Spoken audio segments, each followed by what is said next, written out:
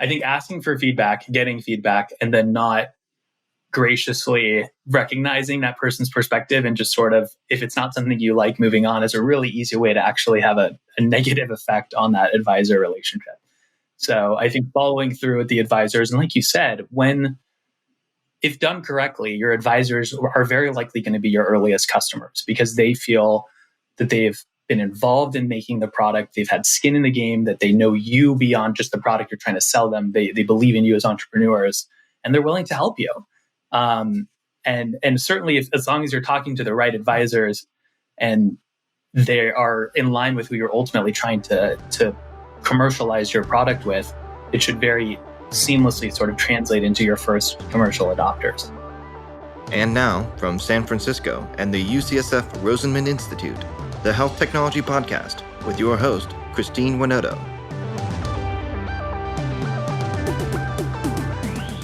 Our guest today is Jason Bellet, co-founder and chief customer officer of Echo, a digital health company applying machine learning to cardiac screening and monitoring. Echo uses an FDA-cleared platform of devices, telehealth software, and disease detection algorithms to improve screening for cardiopulmonary disease in more than 4,000 hospitals. In this episode, Jason tells the story of how he co-founded Echo while still an undergraduate student at UC Berkeley. He gives tips on how to get your foot in the door, how to cultivate advisor relationships, and why it's important to invest in telehealth infrastructure. Here's that conversation.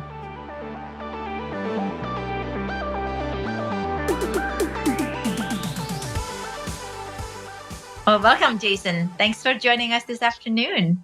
Thanks for having me. This is so exciting. Yeah. So as you know, I sat down with Connor Landgraf, your co-founder, a few weeks ago. We talked about his journey. And today I'm so excited to have you here for you to share with us your journey and your story. So tell us, how did you and Connor team up for Echo? Connor and I actually met as undergrads at UC Berkeley. We were both super interested in student government. At the time, I was in the business school at Haas School of Business, and Connor was getting his bioengineering undergrad degree, and then ultimately he got his master's degree there as well. And when Connor had the idea for a smart stethoscope, he said, hey, can you help me build out a marketing plan and a preliminary business plan that we could use for our angel pitch decks? Was super interested in the high-level challenge of reinventing the stethoscope and how we screen for heart disease. And so I was all in and excited to join him in the project. And 7 years later, we're still going. So little did we know at the time, but it's been an incredible journey. I couldn't ask for a better co-founder, and he really is a healthcare visionary. So I'm excited to follow in his footsteps here on the podcast. Oh, great. So you're not part of the project of his capstone project? I was not, no. So there was it was part of his senior thesis capstone project. And right after that, the summer after that, he decided to keep it going. He knew there was an idea that probably made sense to look at beyond the scope of just a class project, which I'm very glad he did. And that's when he pulled me in. So what were you doing at that time for you to jump ship? Yeah. So, funny enough, for those in the Berkeley ecosystem, you know how big student government is on campus. So I was actually running to be student body president, which Connor was the year before, and I lost. Do you lose to him or do you lose it to other people? I didn't lose to Connor. No, so Connor was the president the year before. I was kind of running to be his successor. And I lost by a really narrow margin. I was like, Connor, I don't know what I'm going to do my senior year because I have left a huge gap in my schedule open for this. And I had been really interested in healthcare policy, worked for a government relations consulting firm in DC that was really involved in writing the Affordable Care Act. At the time, this was 2014, so not that long before. And he pitched me the idea for Echo, and I had a huge gap in my schedule, and I was like, let's do it. So sometimes life works out for a reason. I was really upset to lose the election, but found something, I would say a higher calling, which I'm really glad that I was able to pursue. Isn't it funny? I thought we always very disappointed when things did not work out the way we wanted.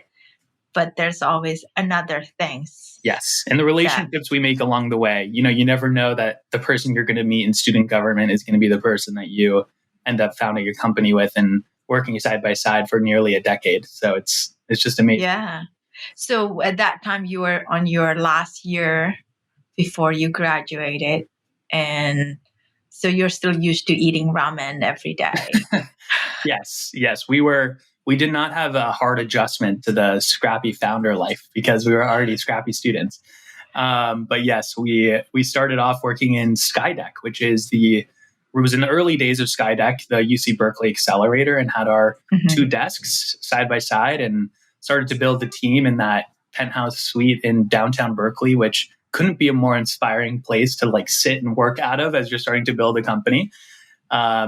And I just have amazing memories of finishing class and then hopping on my scooter, running down to Skydeck and spending another 6-8 hours a day working on Echo. And it didn't feel like work, though. It felt like, something we were passionate about. Yeah.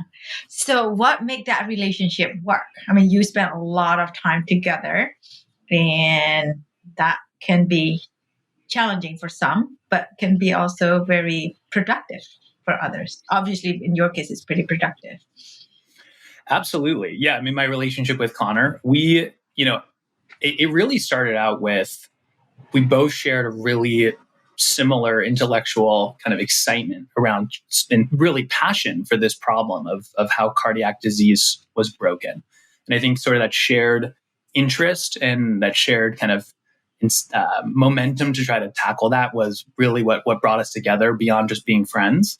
And I really admire the guy. I mean, from what he's able to do from a biomedical engineering perspective and building out our prototypes, and he's a self-taught computer software developer, and so he was really involved in building out our preliminary algorithms and mobile apps. You don't meet very many people who have that sort of multidimensionality to them, and he's incredibly well spoken and able to sort of get up on a stage and share the message. And so I knew that sort of there was a really powerful combination with what I could bring to the table, which was helping build out the marketing plan and the sales plan. And frankly, what I was focused on in the very early days was talking to every cardiologist and every GP that I could and getting their feedback and consolidating that into some key product takeaways and building our early advisory board, which served to be really instrumental in our success. So we complemented each other really well.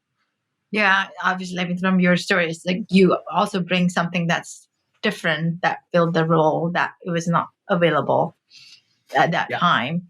And do you guys have a huddle? It's like, okay, this is the carve out the area that you're focused on, so that if there's no confusion, that's nobody. Because when you're only two of you, you need to make sure that things are more efficient. Absolutely. Yeah. And we also had a third co-founder and have a third co-founder, Tyler, and he was a computer scientist. So he very quickly sort of took ownership of the mobile app development and the software development. Connor was CEO. And I think it's really important when you have multiple co-founders to have one CEO. You can't have three CEOs and function effectively as an organization. So even though you all share that co-founder title, someone needs to be at the helm and really kind of bringing the team together and leading the team. And Connor stepped into that role. And then I really ran the sort of commercial side of the business, everything from the business plan modeling all the way to securing our early advisors and getting out in the field and talking and hopefully starting to prep the market for when we were going to launch our first product, which at the time was about 18 months away when we graduated.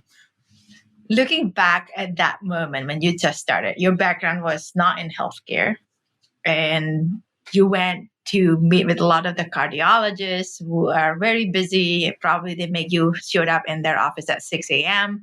Yes.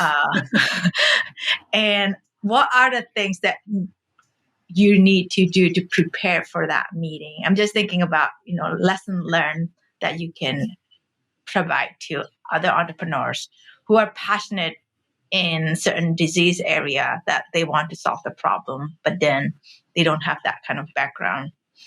I think that's a great question. I can share from my experience when we became fascinated by the idea of building an AI-powered stethoscope and sort of looked at what the standard of care was today, which was using a rubber tube with a metal chest piece, and ultimately the downstream negative effects of the lack of effective frontline screening.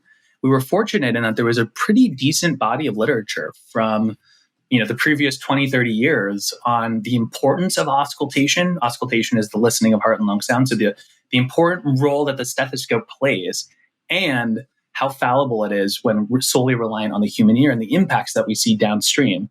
And so what we did was actually pull together, the library of those studies and published papers and built a contact list of the authors of those papers. And when you contact an esteemed cardiologist at an academic research institution and say, hey, I read your paper and you've inspired me to look into this further. Can I have 20 minutes of your time to get your feedback on what we're thinking of building, which is kind of the next step from what you've identified as the problem, which is the solution, and it's a smart stethoscope. And you're also a practicing provider. Can we get your feedback on how this would integrate into your workflow? And it comes from a berkeley.edu or ucsf.edu email address. People want to help. And I think as long as you go into the room not asking them for anything other than their feedback and their guidance, not trying to sell them something, we were just blown away by the feedback that we were able to get from industry-leading cardiologists and their willingness to carve out the time, be it was 6 a.m., but we were able to get in the door. Yeah, that's good. And just for the listener, just to make sure that people know what Echo is doing, do you mind? Can you tell us, what does Echo do? Yeah, so Echo is a cardiac screening and monitoring company. We're based in Oakland, but came out of the UC Berkeley Accelerator. And we help clinicians on the front lines of care detect and ultimately monitor cardiopulmonary disease using the stethoscope, which is the icon of medicine.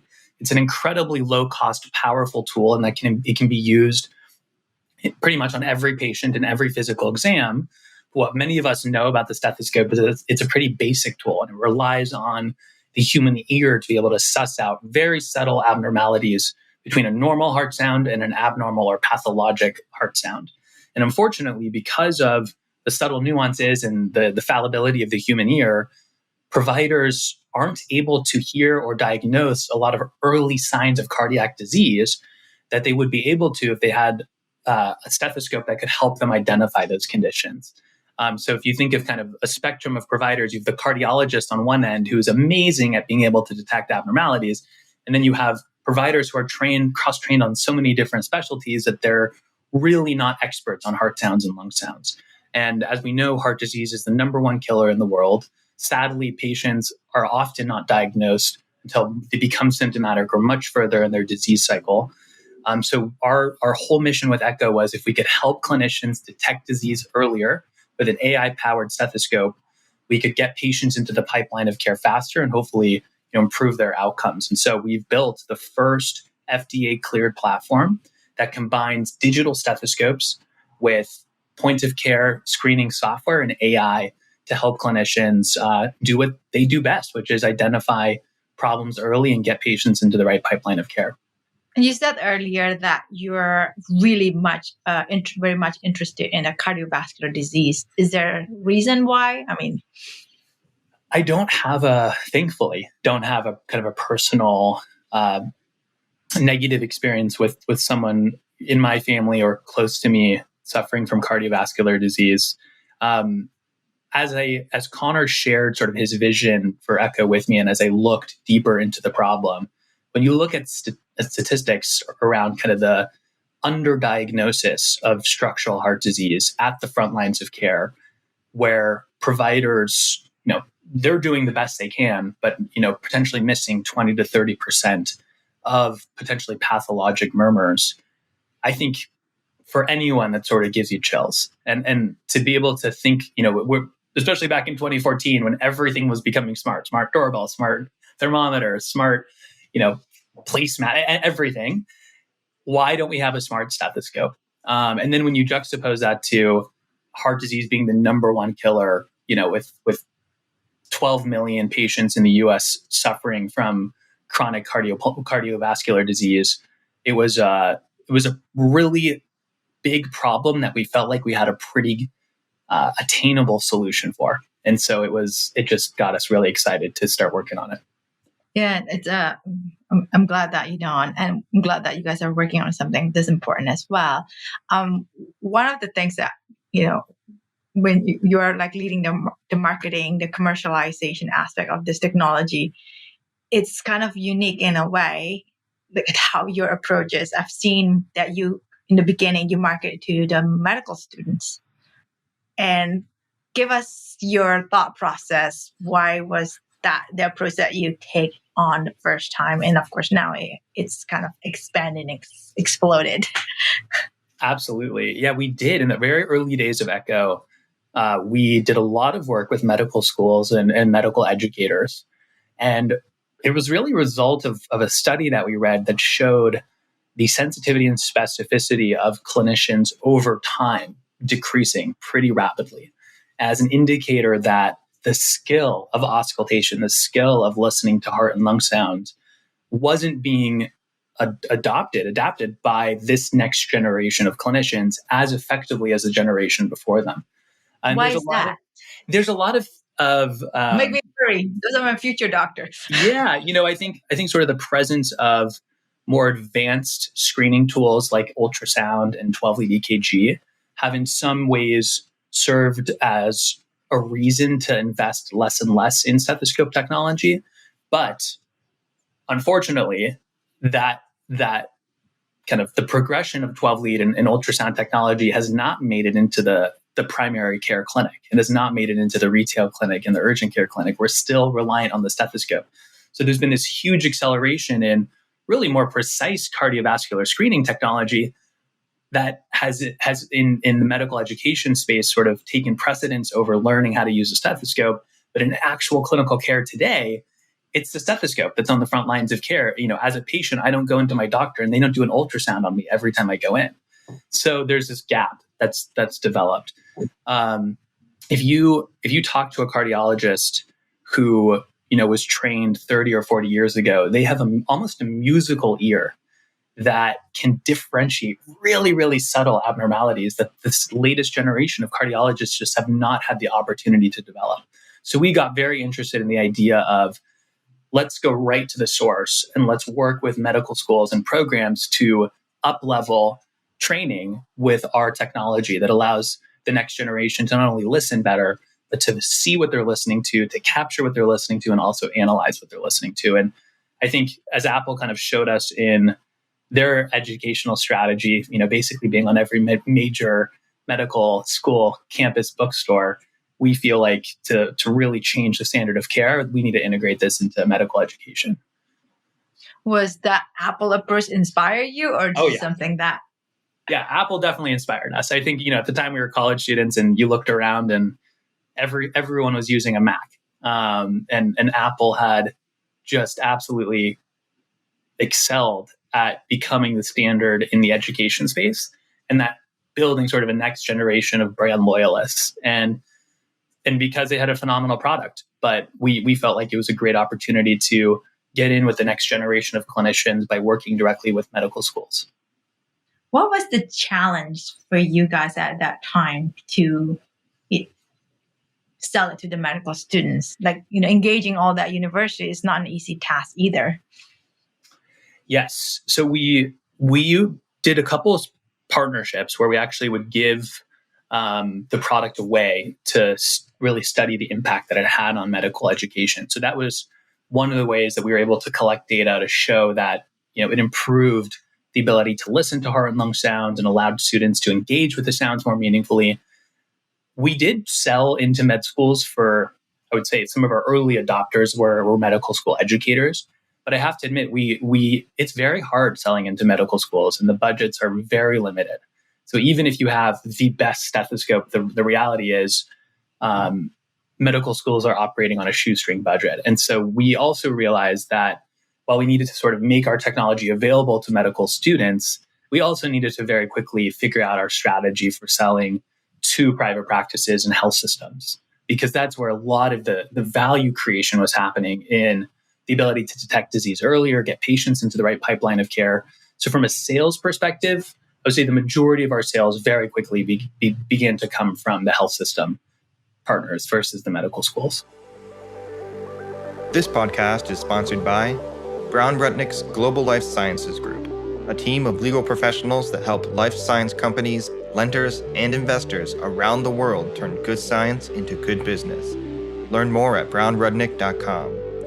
This podcast is also sponsored by Canon Quality Group. Canon Quality Group has been helping medtech startups set up quality management systems for over 10 years. If you're unsure when to get started with quality management in your startup, turn to the experts at canonqualitygroup.com.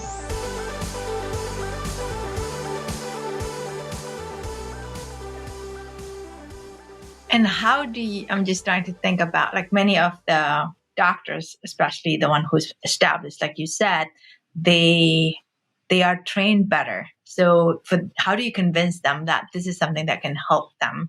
Because they might say, like, well, I got this. I know this. I've been doing this for years, and I know how to detect them early because I'm that good. Absolutely. And for those people, we often say you probably don't need the product. I think for cardiologists who have that musically trained ear, their performance is about the same as our algorithm. Kind of the sensitivity and specificity of the AI we've trained meets that of a cardiologist for murmur detection and AFib detection. So what we really focus on in terms of who we work with and partner with are primarily providers further upstream on the front lines of care who don't have that musically trained ear. So your primary care providers, your physician assistants and nurse practitioners and nurses who are trained on such a broad range of topics that heart sounds and lung sounds is a very small portion of their overall training. And they're very often the first to admit that is one of the hardest parts of their job. And if you could help them listen with greater clarity, identify if there's an abnormality into in what they were listening to, they're all for it. I think what it ultimately comes down to is workflow. How do you integrate this type of decision support into the physical exam so it doesn't slow them down? Because that's also a big challenge, is they have a huge patient load and they're moving very quickly. And certainly, how do you make it affordable and scalable across the system? So that became more of the challenge, less so the pushback from providers saying, hey, we don't need this. Mm-hmm. And obviously, you have to do a lot of listening and understanding so that what you deliver is aligned with what their financial need, obviously.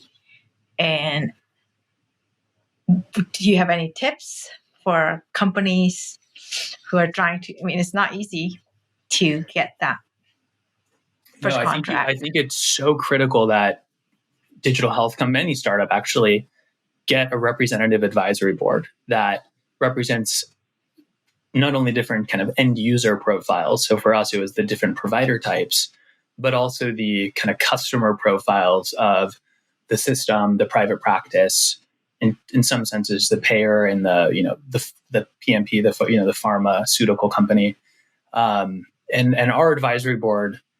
Very early on, we split between a commercial advisory board that really helped us figure out our go-to-market strategy and our medical advisory board.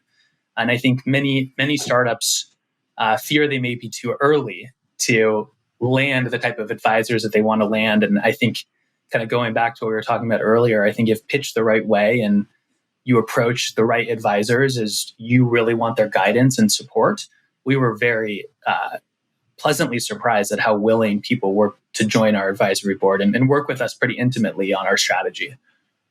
I think that's it's, and if you listen to their feedback and the more enthusiastic they are in sharing their connection and their needs, correct, I'm sure.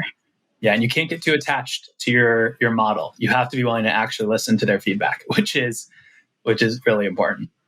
Right. And I often, sometimes people always say, like, well, you got all this different feedback from so many different directions, and some can be so different from the other. At the end of the day, you guys have to make that decision. Correct. Yeah. And but I think communicating to the person who gives you that feedback in a way that they are heard and listened to, I think is so important as well. Yeah, there's, I think asking for feedback, getting feedback, and then not graciously recognizing that person's perspective and just sort of, if it's not something you like, moving on is a really easy way to actually have a negative effect on that advisor relationship.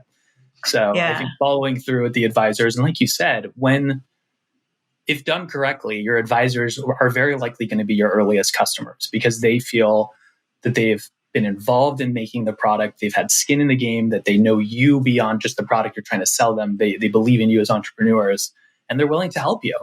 And certainly, as long as you're talking to the right advisors and they are in line with who you're ultimately trying to commercialize your product with, it should very seamlessly sort of translate into your first commercial adopters. And then one of the things that I also found that with your technology now, that you have gathered so many data, and basically your business expanded beyond providing this smart stethoscope. Can you tell us more? Yeah, absolutely. No, I'm so glad you asked that. So we started out with this very simple vision of a smart stethoscope for the front lines of care, but so much has happened in healthcare over the last 6-7 years. The first of which is telemedicine has just exploded. And the provider and the patient are very often not in the same room anymore. So when we think about telemedicine and the ability to deliver the same level of care that providers can deliver face-to-face, but now virtually, we not only need video conferencing, which is, I'm sure I can speak from my perspective. I've used video visits more in the last year than I had in my entire life beforehand. Isn't it great? It's great. Patients love it. The providers seem to really like it. But fortunately, I'm healthy. And I think what we're realizing and what providers are realizing are telemedicine, especially virtual video visits, works really well for healthy patients or for very acute illnesses. But if you're talking about chronic disease management in patients, the millions of patients in the US that have heart disease or pulmonary disease, doing a video conference with a patient with heart failure isn't enough if you're trying to then use that to replace the physical exam. Right.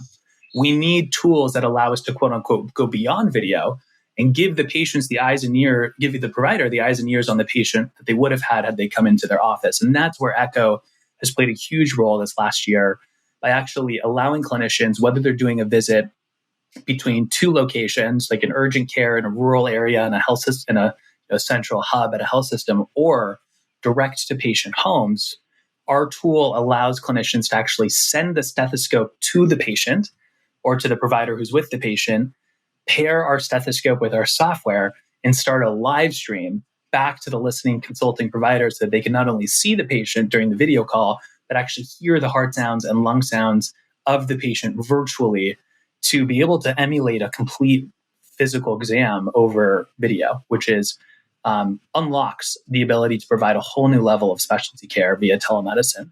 So that's been keeping us really busy during COVID. We are now heavily investing in our telehealth infrastructure to be able to allow providers to do this telecardiology, telepulmonology, teleprimary care, where you go beyond video using our solution. So we've spun out a product that's specifically for telemedicine and at-home monitoring called Echo Home. Does that mean, how does it work with the payers? Like, who's paying for that device?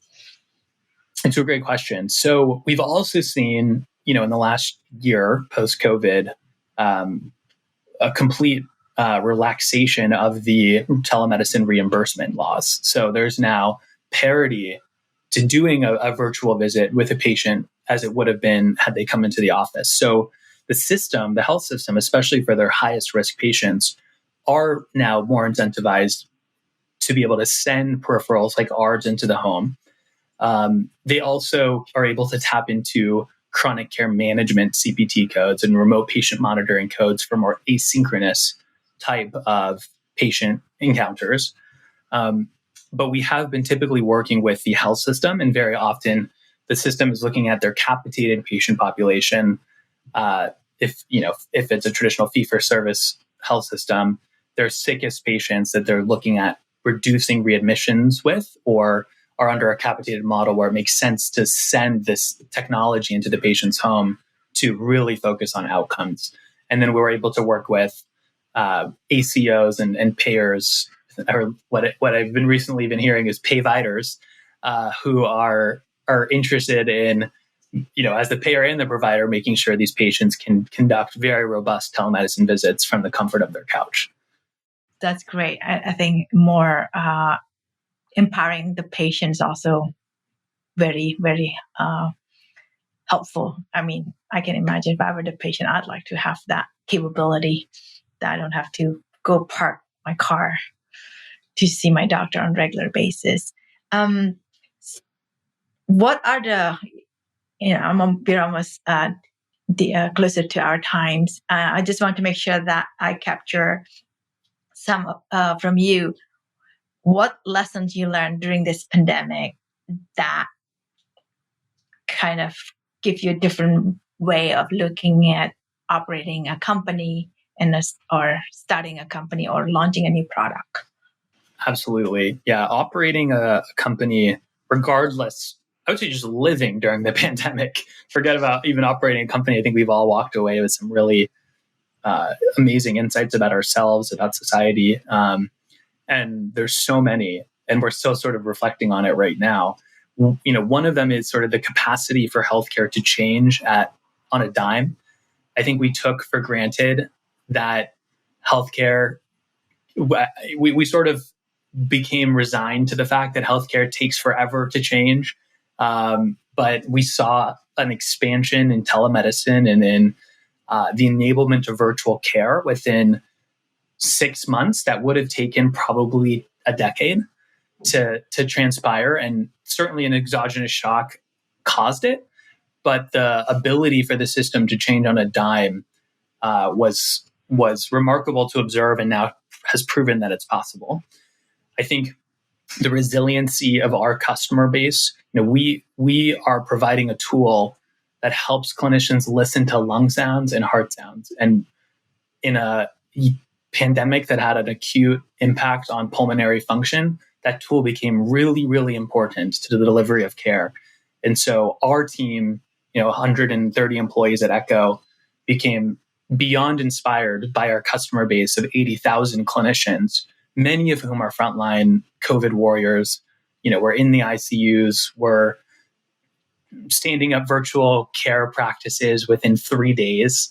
And so we always respected our customer base, and they were always our heroes, but to really see them put the cape on in the last year has just been an absolute eye-opening experience for us. And I think we've become closer to our customers than we've ever been before.